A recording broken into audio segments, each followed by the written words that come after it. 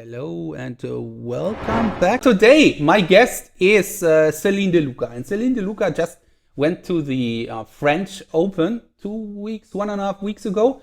And she is the runner-up in this competition. And yeah, let's put her on the screen here as well. And then I say hello to Céline. Let's check if everything is working. Yeah, Céline, you are here. Hi and welcome to More Than Memory. Thank you. I'm happy to be here again, but today as a special guest, if I can say. So I'm very happy to be here. Thanks for the invitation.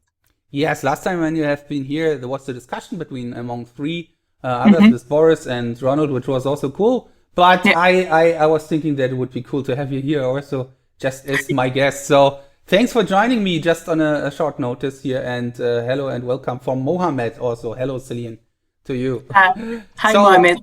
Céline, how was the French Open? It was good. It was great, of course. It was better than I even expected. I didn't think that it would be good, but it was a very good competition, and I had some good energy. So very good lessons to take back with me from this Open. It wasn't your first traditional format competition, or was it? No, it was. My first one was the French Open last year. Last year? So, okay. Last year. So it's my fourth. It was my fourth, yeah. Yeah, because due to the pandemic, there have been a lot of cancellations the last year. So some people still are quite new into the traditional format.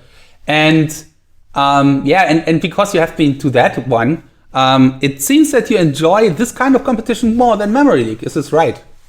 It is right. I enjoy it more, and I didn't register for the last season of Memory League to focus on the French Open that was coming. But I enjoy it more. I love Memory League, but I really enjoy everything that is around the competition of traditional memory sports too, preparing the competition, traveling, meeting people, the social thing, and also the competition that is very it's a challenge. It's a big challenge. It's not that easy. It's 2 days and it's very long, and I really love preparing all of this and the challenge. So I enjoy it more. I enjoy Memory League, but I am more into the traditional format. Cool. And yeah, we will talk a bit more about the French Open here in this podcast. But first of all, or before we start with that, I would like to have you a bit or more of information about you, because you are still very new to the memory world, kind of new to the memory world. And you're from Belgium. So I think you're the top rated Belgian competitor. I'm not sure if you're the only one right now. Who is there? Right now, yeah. Yeah, you don't know anyone, right? No. From Belgium. No. Okay. So, and you are a veterinarian. So you studied medicine or veterinarian medicine. Is it different from human medicine? I don't know. Yeah, it's two different fields in university. So I studied veterinarian medicine, but medicine is medicine. It's just, of course, just for animals, and but a body is a body, and usually it works more or less the same way. But it's veterinarian medicine that I study for 6 years, and I've been graduated in 2019. Cool. So, and you are right now working as a veterinarian? I'm not working as I work now in the research field with vaccines. So I've been working now for 6 months there. I've been working as a vet in clinics and in emergency home vet. But now I am working in the research field in a calmer job. Yeah. And why is that? Why did you go to the research field? Was there any specific reason? Is it better work, or are you more interested in new stuff, research? What is it? I like to change, and I like new stuff. I have to admit that I like new challenges and I like to change. But the work was not that easy, and I was, to be fully transparent, I was going through very hard work before I changed. It was very physically hard, and I was working day, nights, on weekends, and I couldn't find any time, for social life or for anything. So I just needed a break, and I wanted a new challenge. So I was interested in it, and I've just tried, just like this. When I want to change, I change. And so I'm trying a new challenge now, and let's see where it goes. But it allows me to have more free time to for my hobbies and for me. So I enjoy it very much. Are you somehow into this COVID vaccine stuff, or is it a totally different story? No, it's a flu vaccines, but we are working also. This same vaccine has a special technology, if I can say, and this technology we will try to transfer it to COVID too. So we will start clinical research for COVID vaccine with this technology too. But for now, we are focused on the flu vaccine. Okay, very interesting. And and now, of course, you are now a memory athlete. How did you discover memory sports and memory training in general? I discovered when I was a student just the memory techniques. So, the memory palace and changing into images, the very classical stuff, and the PAO that I built when I was a student for me. So I just discovered, but I didn't want to make any competition because I didn't I was reading about it, but it didn't seem that interesting from outside. And then when I finished my studies and I started to have a bit of more time for me, if I can say, because when you're a student, you just work all the time. I read more books about memory, and I found the book of Sébastien Martinez, that is like a former French champion, and that he was talking more about the competition. He was talking about some websites to train, and I just wanted to see where I am, because I was just using for my courses and my lessons, and I wanted to see just to play. I discovered Memory League, and at this time it was the Netflix documentary Memory Games, if I remember well. And the documentary was amazing. So of course, when you watch that, you want to be a part of it. And I just started in Memory League like this, and you just train and you meet people, and then you're like, okay, I will never be. I was seeing people that were very good, and I'm like, I don't want to put that much effort into it. But you just slowly, get better. You get into the competition, and you get yourself into it. So that's how it happened. Yeah, but it's very interesting because you say that there was always this point when you said, I'm not interested in competitions. Then there was another point, I will not improve so much. I was just testing it. And now you get great results already in the French Open. So what was it? Why is it so addictive to you? I don't know. I think that I didn't know that I would take pleasure from it like that much. I thought that's fun. That's nice. I can see my limits and I can apply this. And I discover memory techniques, not for sports, but to apply that in my daily life and in my studies, not at all for memory sports. But then you get into it and you realize that memory sports, you evolve fast. So it's addictive to evolve and to see the limits. And then I take now a lot of pleasure training, having goals, preparing a competition, and imagine having very more ambitious goal and higher goals. So I take pleasure into it that I didn't. I think this is all the fact to evolve and to see that you can push your limit. It's just about training and strategies. And this is really you get into something, So that's how I reach it. I thought that it was more impossible to reach. I really thought that it would be much more work and much more impossible to reach. But in the end, when you work on it and you focus and you do it well, you evolve. So that's how it happened. That's perfect advertising for memory sports. So even if you think in the beginning, it's not for me, give it a try, and you will see. Okay, it works quite well. Okay, give it a more trial. Then let's see what's happening. Cool. And it seems like that the French Open recently was your highest score already, wasn't it? Yeah, definitely. So for the French Open, you were telling us that it's not just about the competition, but it's also about the meeting people. It's about traveling and things like that. So it's a package, right?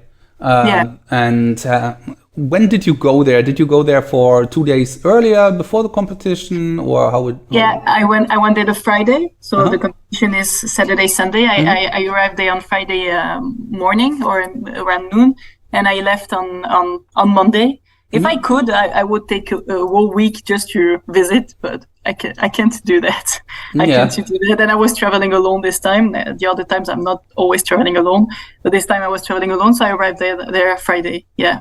Cool. And so, any new faces you met, or are they all familiar from last year?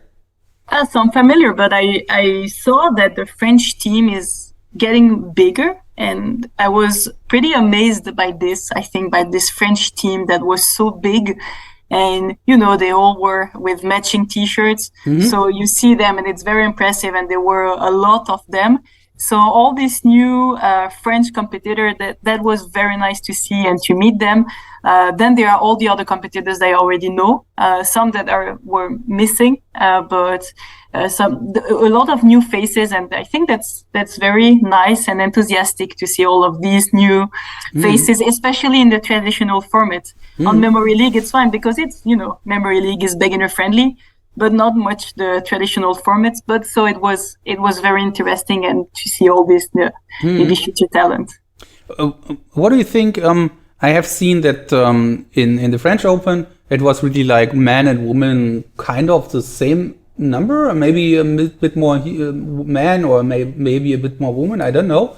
But in general, I feel it's a bit different from other competitions in memory sports in traditional format. You have a lot of men, but the French Open seems to attract also more women. I don't know why. And what is your take on that?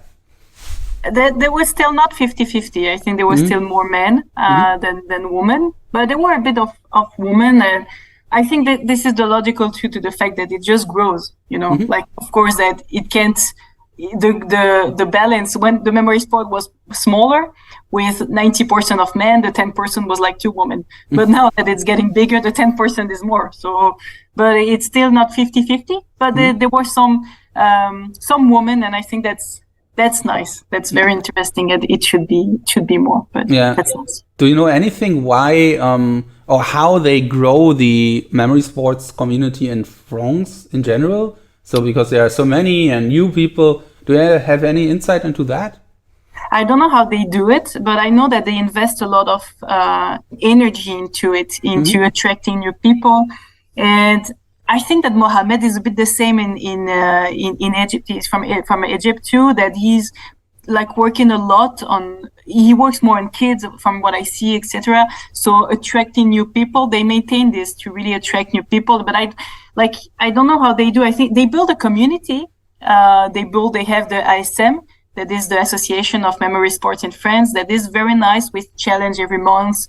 They have a Discord, they speak together all the time, they train together. So they build this community, and I think this is what helps, is like Memory League, like the community is more than just the competition, and the memory sports is more about the community and the friend that you make. So that's very important, I think. Yeah, and your competition, 10 disciplines. It's different from Memory League, completely different. And you prepared a lot before the for the competition. How was your training before that? So you did training every day. Give us an insight in how was your training scheduled and how did it work before the competition? I started to think and prepare for the French Open from after the South German Open was in May, if I'm not wrong. The German Open? The South the South German, that was in May. The South one in May. And from there, I train every day, between 1 hour and I would say 2 or 3 hours per day, depending of weekends if I'm free or not. And I just have my weekly schedule to make and some goals that I want to reach. And I'm just training every day on it. But I was mainly focusing on this competition and on this traditional format, and on this competition and the goal that I would like to reach there. And did you do some, or did you take notes on like a training diary? Did you do that? Yeah, I have a tab. I really like to do that. I really like to take a diary training, or to monitor everything that I do and to have my own feedback. So I have a tab on Notion, because I really like to use, do you know the app or the Yeah, Notion, I know that. Yeah, so I use that with my a tab and what I want to reach, and I have a tab for each discipline and the dates, and I write down what do I do, what I tried to do, and how do I reach the goal that I want. So, just to have an idea, like it's just simple, but like the 5 minutes number, to know that you have 300, this is, I think, 7.5 rows, and like the strategy that I build And then, of course, the most important is the column of the mistakes that I make, why I make them, and how can I avoid them. Like, is it a system one? So is it my system, my image that doesn't work and I work on it? Or is it an image from maybe for the words discipline, why it doesn't work? Do I see if I have some patterns in the mistakes? Is it the low key? Is it just the verbs? For example, do I always forget the verbs? So I'm trying to monitor this mistake, and I write that down, and I just work on them every day. And I also worked a lot on building palaces that I clearly didn't have enough. So I put a big amount of work on building my palaces and building my 3-digit too. That was from. So that was also a question here in the chat from Ronald Johnson. You just recently transitioned from a 2-digit to a 3-digit system, and you use that in France already? Yeah. For all disciplines, also for spoken numbers? Except for spoken. Okay. Spoken, I stay on my 2 digits. I tried, but it clearly doesn't work. And I'm satisfied with my spoken from now for my PAO 2 digits. So you won the spoken numbers. Yeah. I think the only discipline which was not won by Andrea, right? Or maybe he didn't win the there are other ones, speed cards. Yeah, of course. Yeah. Because he did mistakes. So what was the discipline, or let's go with the palaces first. So you created a lot of palaces especially for the longer events, right? Like 15-minute numbers, 10-minute cards. Do you use a specific palace for a specific discipline, or are you using all palaces for all disciplines?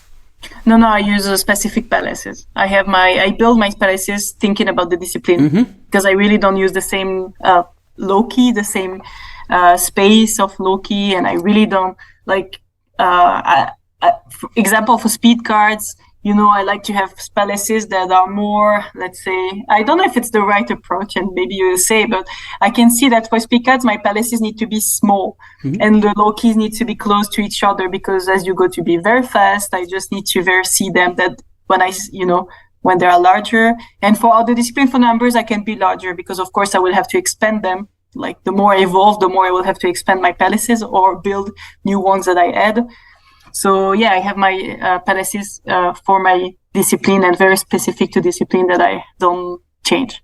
Cool. Especially creating the palaces around the discipline. This is also something what I didn't hear so much. I heard that in the talk with Ronald Johnson, that he is also, if he wants to learn something specific, he is creating a palace for that, which is somehow related to the topic. So very cool. And what was the discipline you have been most looking forward to in the French Open? And let's go with that first. Which one was like, I want to do that. I want to be good at this. I'm not sure if you failed on that. It can happen, but maybe you did a good score. I don't know. I would say they were the dates one, and I didn't do as well as I wanted, but the dates, because this is something that I saw that when I started with my 3 digits, I had a huge improvement in training with the dates that I really didn't expect it. So I was looking forward to do it in competition, because dates, I don't feel that I can screw that much. Because it's not that severe, like numbers, it's by row. So if you forget 2 digits, it's over. You lose the row, and you can clearly make, very low score in numbers. Same for cards. But dates is like names and faces or some images. It's not that severe, the point. So usually I do in competition, not for names and faces, but I do more or less what I do in training. So I was looking forward to the dates. And the words, but I didn't do that well at this in these two. Maybe because I was more focused on the one that I was afraid to screw, maybe, and that I was more. Now that I'm thinking about it, maybe that's what happened. Maybe. And so you said that from the 2-digit system to the 3-digit system. When was the last time you used the 2-digit system in competition? Was it in May? Yeah. And from that point, you made a stop, and then you started using a 3-digit system only. Is this right? I started to build it in May, so it was not even built. I just started to build it in May, and then but I took a lot of time, so I was not even using the 2 digits, and I I was not training much anymore with my 2-digit, but I keep training just the spoken with my 2 digits to not forget them. And is your 3-digit scores, are they already beating your 2-digit scores for 5-minute numbers, 15-minute numbers? Yeah, they do. Okay. Yeah. Cool. Clearly. So it's clearly worth it. Doing that. It's really worth it. Yeah, I thought first that I would just use my 3 digits for the numbers for the 5 minutes and 15 minutes. I first thought, I won't use it for binaries or dates. But I did it, and thank God I did it, because it really worth it. But I spent a lot of time and efforts on these 3 digits to build it as fast and use it as fast as possible. But when I started to use it, I saw a big improvement, and I see that now I still can improve as fast as I did until now. With my 2-digit, I was reaching a point so that I was like, wow, I would need so much effort to just start to evolve. And I was not doing that amazing, but I was like, oh, wow, it feels that I can't make that much, improve that much anymore. But with my 3 digits, now I have it, I'm better than my 2 digits, and I feel that I can really keep evolving. And why a 3-digit system? I mean, there are others out there like person, action, object. And did you think about it, this option going for person, action, object? Or did you just go for 3-digit because it felt better?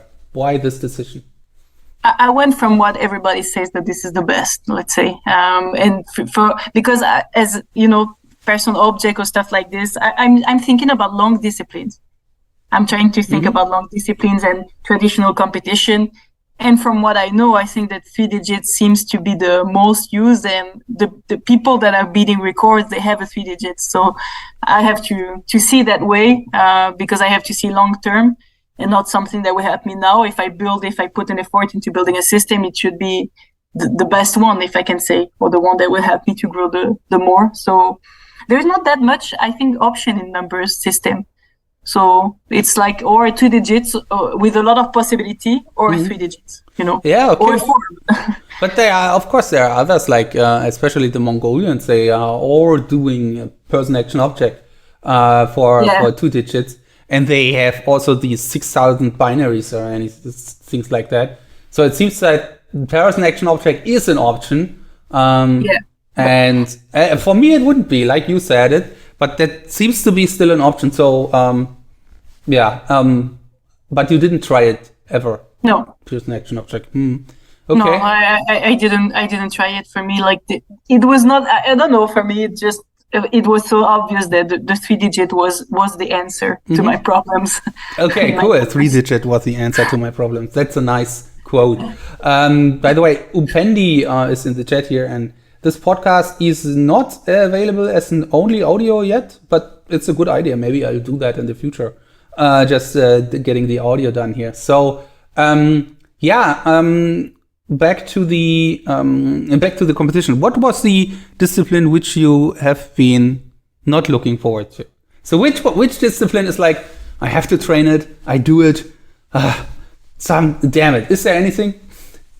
Yeah, I was very scared about my 5 minutes numbers. Okay, scared. I was scared. I think it's because the last trainings that I was making with it was not good. So training is like this. Maybe not for you. I don't know. Maybe not for others, but for me, trainings are like this. Sometimes I'm great. Sometimes I really am not, and I don't know why. And the last sessions of 5 minutes numbers training that I made, I was not satisfied. I was really not satisfied, and I didn't have a good score in my home. And I was out of nowhere uncomfortable, so I was very scared of it. I have to say, scared that it happens and that I screw up. But what was his score? What was his final score? 288, I think. So it went good. It went well, right? So it was a good score. Nice. I wanted 280, and So in home I can do even more, but I was trying to go safe. Like, I don't know if this is what I like everything do, but before the competition, I train safer. So I train, and I'm trying to reach the score that I want in the competition. That is not always what I'm doing in before, but I'm trying to do it. And usually before I was going more than 300 in trainings. So I'm like, I'm going to go 280 and it should be fine. And then I trained for it, and I was maybe going too slow or I was thinking too much and I couldn't even reach it in my home. And I'm like, how is it even possible? I was trying 300 and 280 and I couldn't, and I was too slow and it didn't work well. So that's why I was not comfortable going to the competition for it, but it was. And how was the names and faces for you? Because I saw that, I was watching a bit, and I mean, the faces were AI generated, and it seems there has been a lot of complaints about it. The scores were very low. I think Andrea was the best with 33, and I'm not sure what your score was. 29, yeah. 29. So how was that for you? Terrible. Terrible. I have to admit, like, did you see the faces? Yes, I saw them.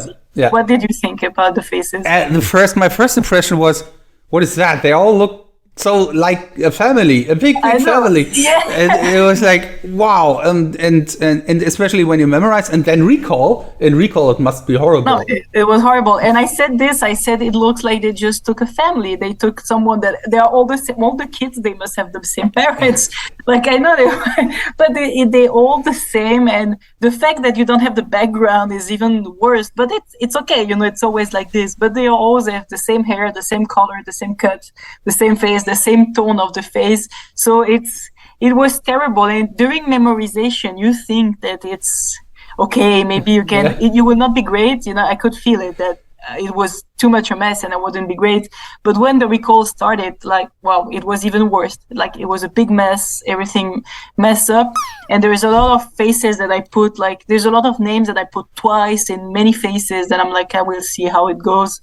But it was terrible, and I complained too about it, because names and faces is a discipline that I really, really like, and then I really try to go. It's not something that I trained that much for the French Open because I was focusing on my weaknesses, but it was something that I was like not that excited for this one, but a discipline that I like. So 29, it hurts a bit to I have to admit, it hurts a bit. Yeah, Guillaume was also telling me that it really was like he was looking forward to that, and then it didn't work out because of the faces.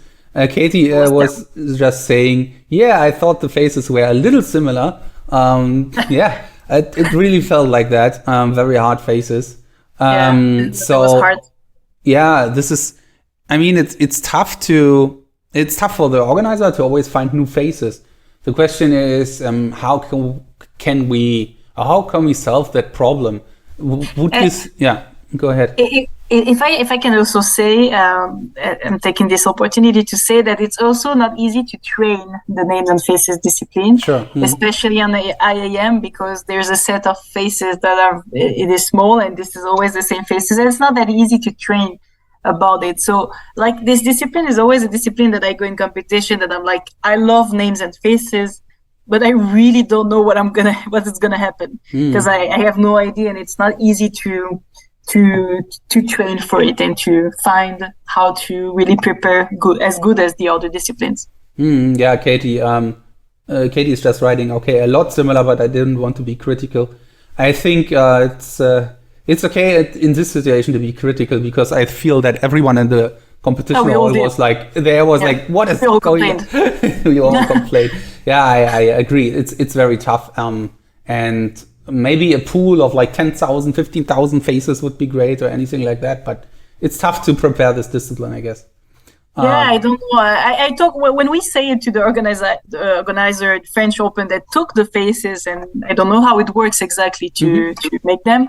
He seemed a bit surprised when we all complained about it. I don't know. He didn't pay attention to it. Maybe, I don't know. Yeah, I mean, if you there are these tools like this face does not exist, and they are good in some way. But you have to be careful. If you just use it, then it might be a bit too similar. For example, in the German Open, they also used one of these tools, and it wasn't a problem. So no one was complaining. It was okay.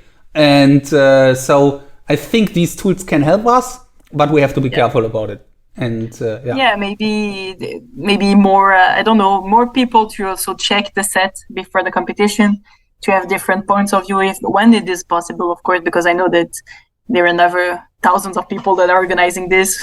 So, but it may be possible. Maybe it would be better if there were some other people, 3 or 4 people that were at least seeing the set and say, I don't think it's fine. The people that knows the memory competition, of course. Yeah. And Andrea was telling us after the competition that you are training with him. Yeah. How we how, had some. how did So that we go? had some sessions. Yeah. Okay. So he was like coaching you a bit. Yeah. Let's say that. Yeah. Cool. Sure. And so without getting all the secrets, but how did that change your view on memory sports, and how did that change your training? Well, it helped me to see, because I was looking for advices to know how to like have the good reflexes to prepare for a competition, and it helped me to see what are the good reflexes. And that I was making a lot of mistake, I think, in my training, in my preparation, and in my disciplines, and in all of this. And I was making a lot of mistakes, and I don't want to, I wanted to evolve fast. I wanted to evolve very fast. And so this is what it helped me to see how to not make the mistakes, how to have the pattern to have to continue evolving on the way that I want. So it paid off, of course, and I had the result that I wanted. I evolved the way that I wanted. So now it looks that I have the keys to continue on it, and to know, it's just simple things, actually, because, to be honest, there are no huge secret, I think. It's just about working, but working in a good way, at least, or prepare, and some advices on how to handle some disciplines and these kind of things. Yeah, it's right. So whenever I train people, it's always things which are very normal for me and which I'm not thinking about. These people sometimes it's okay, why are you making it that way? Just go it that way. For speed cards with physical cards, some people were just putting every single card on the table, and I was that takes forever. Just go with put them in your hands, and it's easy tips maybe sometimes, but if you have the chance to have someone giving you in here a help and a head start, it's great. I guess it's like this. It's just small tips, small little things, and these small things help you to improve and to really go for it, and And I needed to know how do you prepare, how do you train, how much time do you have to spend, how do you spare in your week? There are little things, little that I might have learned by myself, but maybe in I don't know how many times, and it just allowed me to learn them very shortly. Cool.